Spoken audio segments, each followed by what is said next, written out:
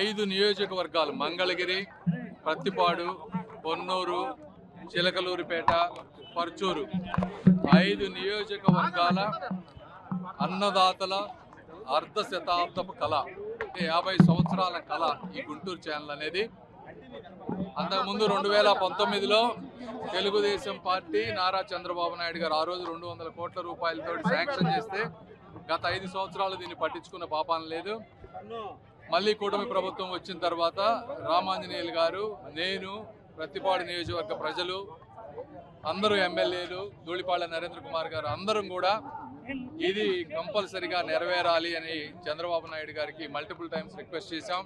చాలా ఇబ్బందులు ఉన్నా కూడా ఈ రోజున 100 కోట్లు ల్యాండ్ ఎక్విజిషన్కి ఇమీడియట్గా ఇచ్చారు. అదేవిధంగా ఇంకొక 300 కోట్ల ప్రొవిజన్ ఉంది Krishna delta projects major irrigation వర్క్స్కి. అందులో కొంత డబ్బు పెట్టి ఎక్స్టెన్షన్ కూడా ఇమీడియట్గా సాధ్యమయ్యే విధంగా చేస్తాం. కాబట్టి ఇంత గుంటూరు ఈ 5 నియోజకవర్గాల ప్రజల గుండెల్లో చంద్రబాబు నాయుడు గారు గుడి కట్టుకోబోతా ఉన్నారు. ఇది చేసినందుకు వారికి కృతజ్ఞతగా ఈరోజు నేను మా ఎమ్మెల్యే గారు అనుకొని వారికి పాలాభిషేకం చేద్దామని నిర్ణయించి రాత్రి ఈరోజు పొద్దున్నే ఈ కార్యక్రమం పెట్టాం.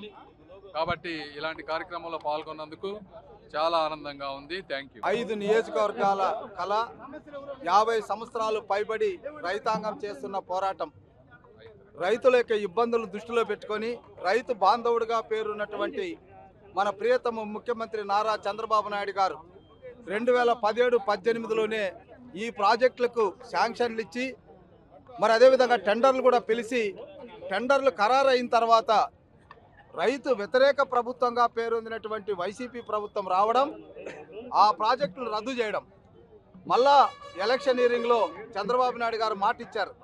ఈ 5 నియోజకవర్గాల్లో గుండె చప్పుడైనటువంటి రైతాంగం చిరకాల వాంఛగా ఉన్నటువంటి గుంటూరు ఛానల్ పొడిగింపు, అదేవిధంగా మోడర్నైజేషన్ చేసి తీరుతామని చెప్పారు. ఆయన చెప్పినట్టుగానే 1 ఇయర్లోనే మొట్టమొదట పూర్తి స్థాయి బడ్జెట్లో నిధులు కేటాయించడం, ముఖ్యంగా చంద్రబాబు నాయుడు గారికి మేము ఎంతో రుణపడి ఉన్నాం.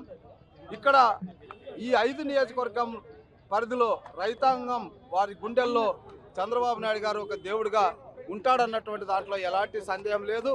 మరి ఈ ప్రాజెక్టును ముందుకు తీసుకునే విషయంలో రైతులందరితో సమన్వయపరచుకొని కేంద్ర మంత్రి గారి యొక్క ఆలోచనలతో, చంద్రబాబు నాయుడు గారి యొక్క దశ నిర్దేశంతో ఈ ప్రాజెక్ట్ని నిర్ణీత సమయంలో పూర్తి చేస్తామని మనవి చేసుకుంటూ, ఇక్కడ కోరుతున్నటువంటి నల్లమడు వాగు డ్రైనేజ్కి సంబంధించి నెక్స్ట్ ఇయర్లో దాని మీద పోరాటం చేస్తున్నారు ఆల్రెడీ మా కేంద్ర మంత్రి గారు.